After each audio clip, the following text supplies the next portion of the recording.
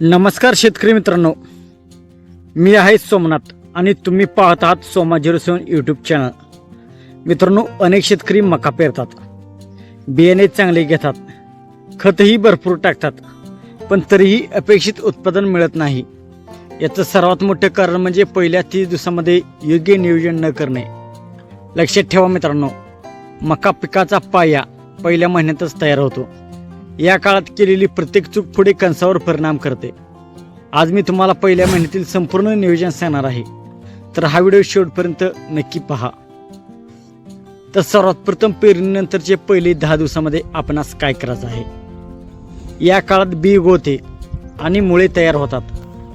या काळात शेतात पाणी साचू देऊ नका. माती ओलसर ठेवा. उगवण एकसारखी झाली आहे का ते तपासा. उगवण एकसारखी झाली नसल्यास, रिकामी जागा असल्यास लगेच तेथे बी टोचून घ्या. याच काळात झाड मजबूत बनायला सुरुवात होत असते. तर 10 ते 20 दिवस या दिवसामध्ये हा काळ तण नियंत्रणासाठी सर्वात महत्त्वाचा असतो.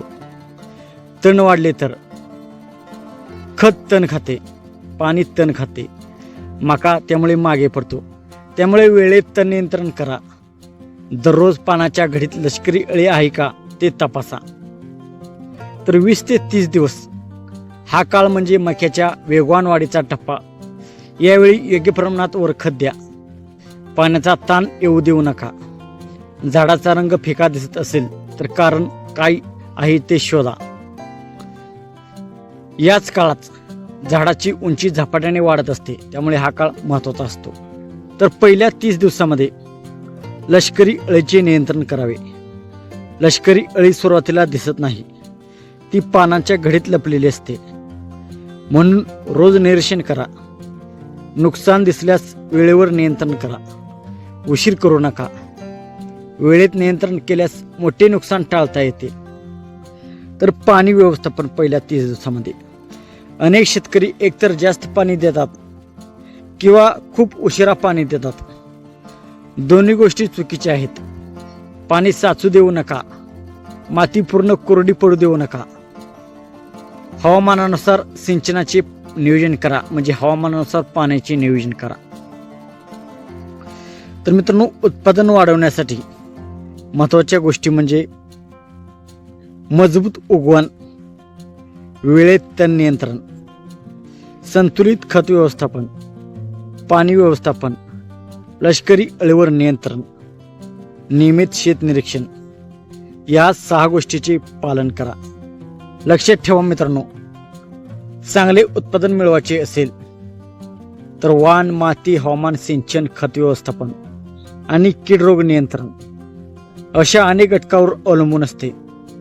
कोणतेही ठराविक क्विंटल उत्पादन निश्चितपणे सांगता येत नाही. तर मित्रांनो, पहिल्या 1 महिन्यामध्ये आपणास कोणत्या गोष्टी करायच्या आहेत. तर सर्वात प्रथम म्हणजे तण नियंत्रण करायचे आहे. आपल्या मक्याच्या पिकामध्ये तण उगवले असेल तर मजुराच्या सहाय्याने तण काढायचे. जर मजुराच्या सहाय्याने खूप पैसे लागत असतील तर मक्यावरती आपण तण नियंत्रणाची फवारणी करायची आहे. हा सर्वात सोपा मार्ग आहे. तण नियंत्रण केल्यानंतर मका वाढीसाठी उत्तम होते आणि मक्याची जोमदार वाढ होते. सर्वात प्रथम आपणास तण नियंत्रण करायचे आहे. आणि मित्रांनो, दुसरी सर्वात मोठी गोष्ट म्हणजे लष्करी अळी. पहिल्या 20 दिवसामध्ये लष्करी अळी आपल्या मक्याच्या पिकावरती पडण्यास सुरुवात होते. लष्करी अळी सर्वप्रथम आपल्या मक्याची पाने कुरतरते, नंतर मक्याच्या पोग्यामध्ये जाते आणि भुसा बाहेर पडण्यास सुरुवात करते. आपण वेळोवेळी मक्याचे निरीक्षण करून लष्करी अळीचा बंदोबस्त करायचा आहे. लष्करी अळीसाठी आपणास लवकरात लवकर झाडावरती पाने कुरतरलेली दिसली की आपल्याला लष्करी अळीवर फवारणी करायची आहे. तर हा आहे दुसरा मुद्दा. तर तिसरा मुद्दा म्हणजे पाणी व्यवस्थापन. मित्रांनो, जर पाऊस पडला नसेल तर आपणास पाणी मक्याला द्यायचे आहे, कारण मका ही खादाड पीक असल्यामुळे मक्याला पाणी लगेच लागते.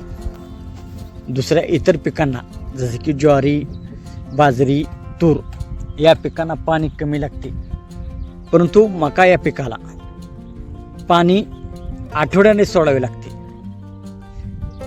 तर मकेला पाण्याची जास्त गरज असते. त्यामुळे आपल्याकडे पाऊस नसेल तर आपण लवकर पाणी द्यायचं आहे. हवामानानुसार पाण्याचे नियोजन करायचे आहे. जर पाऊस असेल तर पाणी उशिरा दिले तरी चालेल, परंतु पाऊस नसेल तर पाण्याची लवकर आपणास मकेला पाणी द्यायचं आहे. जर आपले पाणी द्यायचे चुकले तर मका कोमेजतो आणि पुढे उत्पादनावर परिणाम होतो. तर लष्करी अळी, पाणी व्यवस्थापन या सर्व गोष्टी महत्त्वाच्या आहेत. आणि पहिल्या 10 दिवसामध्ये मक्याची उगवण कशा प्रकारे झालेली आहे ते तपासावे.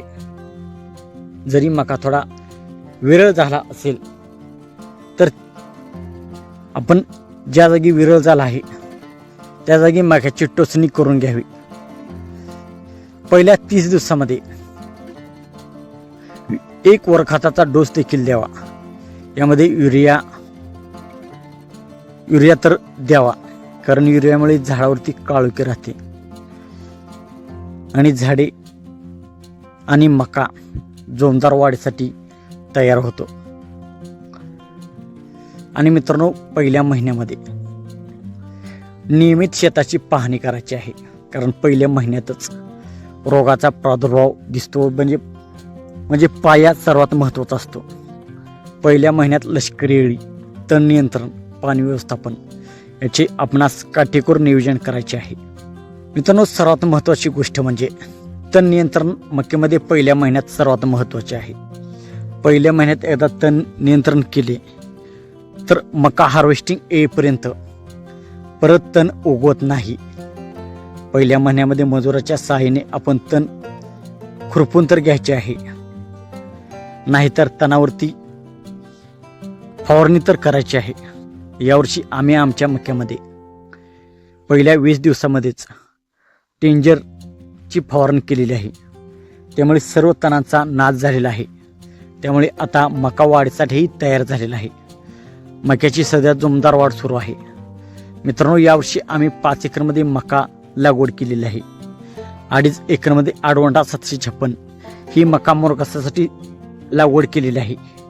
तर 2.5 एकरमध्ये आडवंडा 741 ही मका पिकासाठी केलेली आहे. तर आम्ही तण नियंत्रण, तण आणि अळी याचे दोन्ही औषध एकासोबतच फवारलेले आहेत आणि त्याचा रिझल्टही आपल्याला चांगला आलेला आहे. सध्या पिकावरती लष्करी अळी देखील नाही आणि तण देखील खूप तणाचा नायनाट झालेला आहे. आणि पहिल्या 30 दिवसामध्ये आम्ही मक्याला 1 डोस दिलेला आहे.